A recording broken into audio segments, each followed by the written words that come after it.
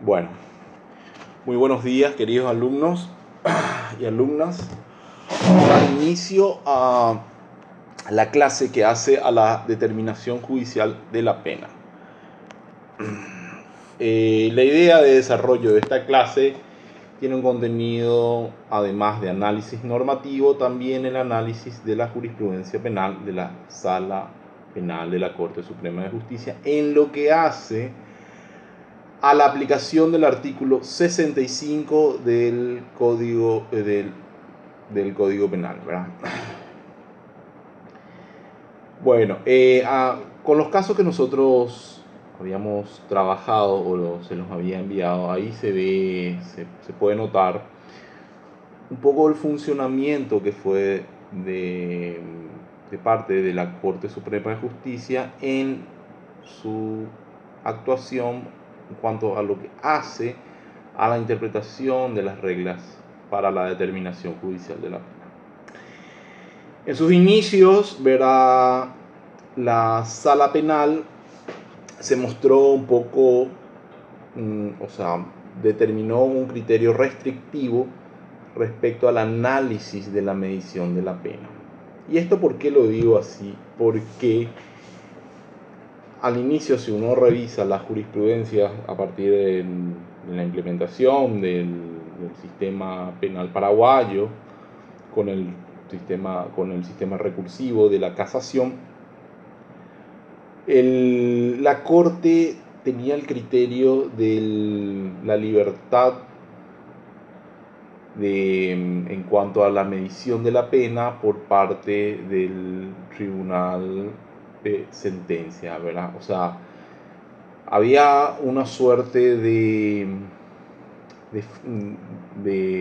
falta de análisis respecto a eso. O sea, ¿cuál era el criterio? Decían que el tribunal de sentencia era soberano para la determinación de la pena y que la sala penal de la Corte de Justicia no podía analizarlos por los principios de inmediación y publicidad y oralidad, ¿verdad?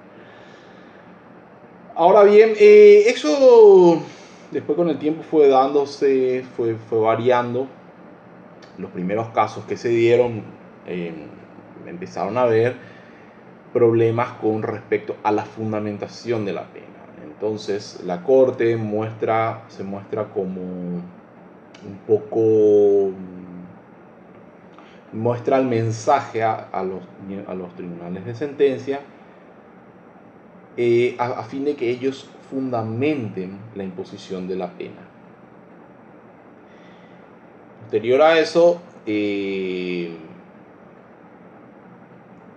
entran en la cuestión del análisis cuando, se dan casos de nulidades cuando las sentencias violan el principio de doble valoración de elementos del tipo en la medición de la pena.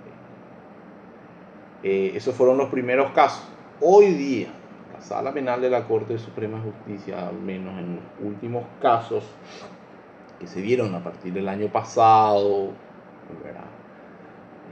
se mostró, la Corte muestra de una forma mucho más, vamos a decirle,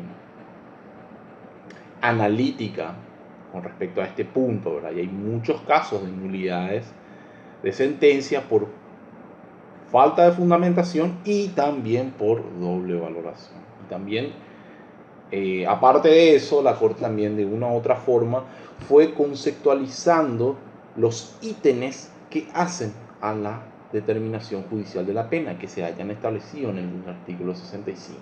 Bueno, para dar inicio y haciendo un poco de análisis estructurado de esto, la Corte en sus inicios exigió como primera medida nulidades por falta de fundamentación en la justificación de la imposición de la pena.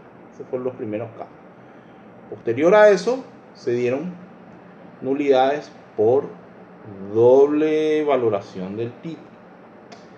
Ahora la Corte, vamos a decirle de una u otra forma, da un salto un poco más y empieza a conceptualizar los ítems establecidos en el artículo 65.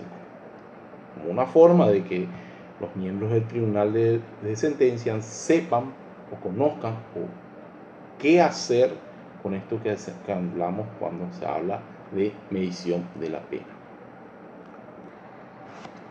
Bueno, seguimos. Ahora tenemos, para hablar de lo que se entiende o del proceso que se debe tener en cuenta para la determinación de,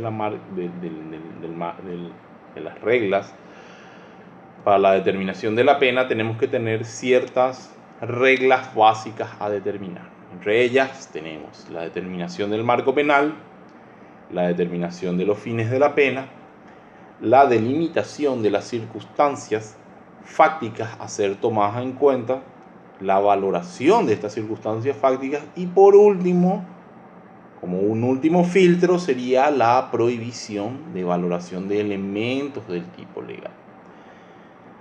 Cuando hablamos de la determinación del marco penal, como primera medida nos marca el camino a tomar, nos marca el proceso para la determinación del marco penal, nos marca el proceso de subsunción, que determina el tipo legal que será analizado conforme a la conducta descrita.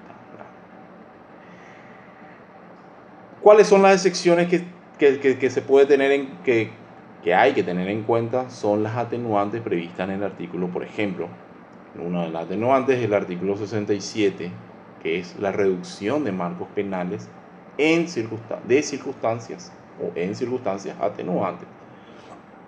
En ese caso tenemos el caso de la complicidad, tenemos los casos de tentativa de instigación, tenemos los casos de tentativa inacabada, tenemos los casos de evitabilidad del error, de la posibilidad de la evitabilidad del error, también de la disminución de la capacidad de conocer la antijuridicidad, o también en los casos de la exigibilidad de otra conducta.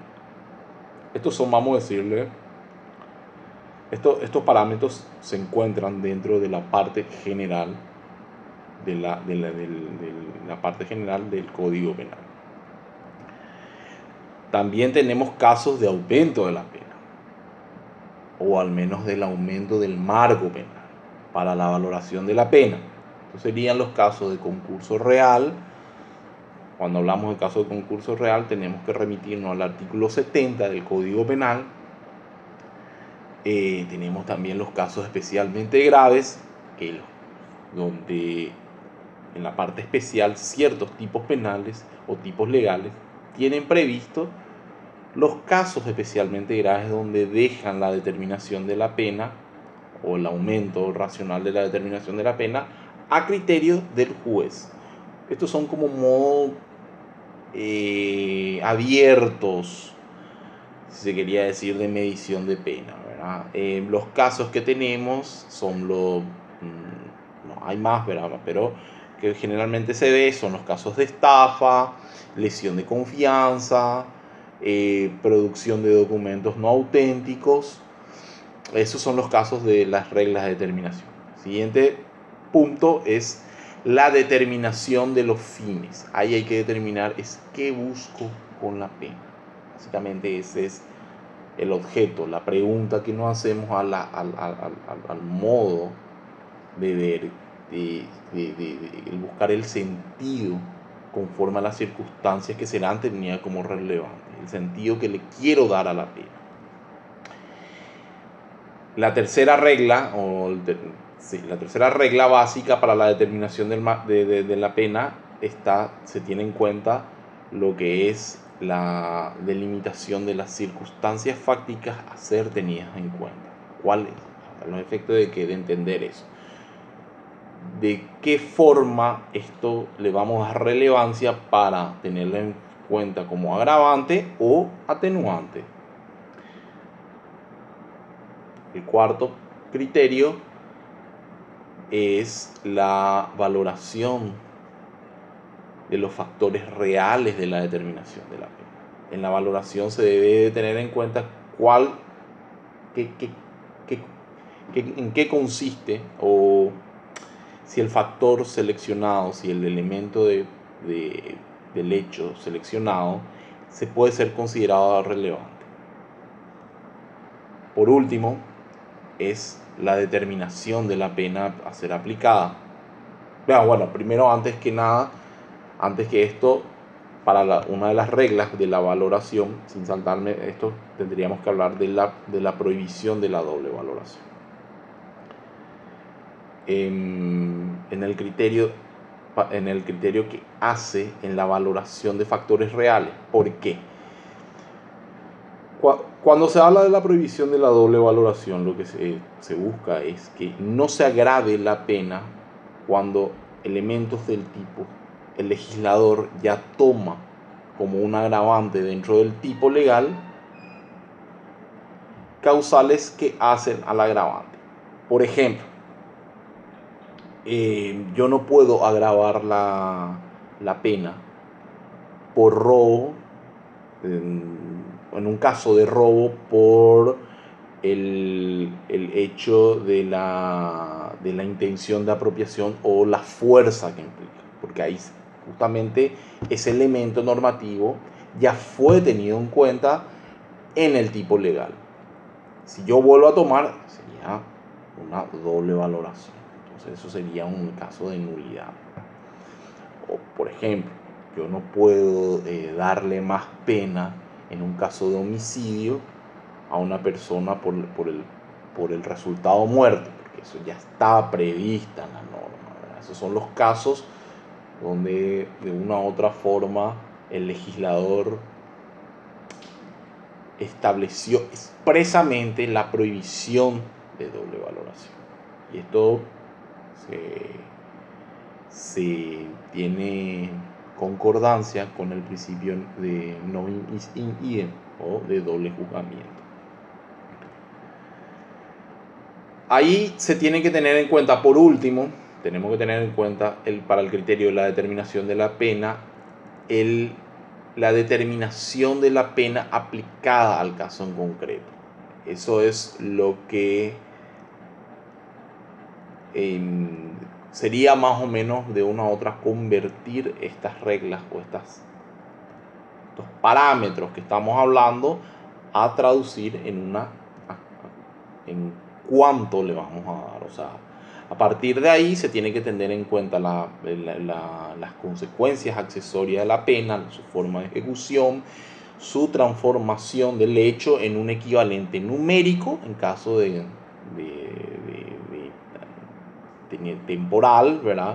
En caso de pena privativa de libertad y, por ejemplo, en cuanto a montos, si hablamos de pena de multa o en caso de inhabilitación.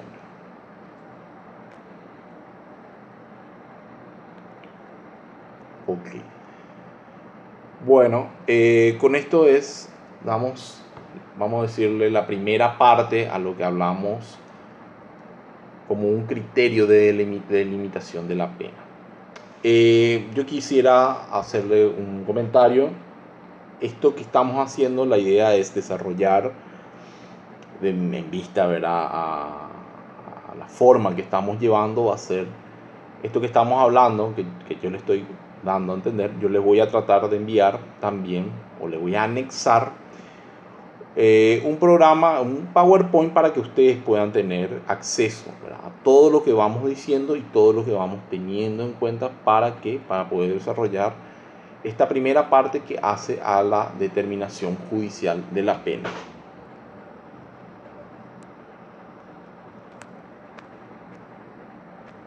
Ok, bueno.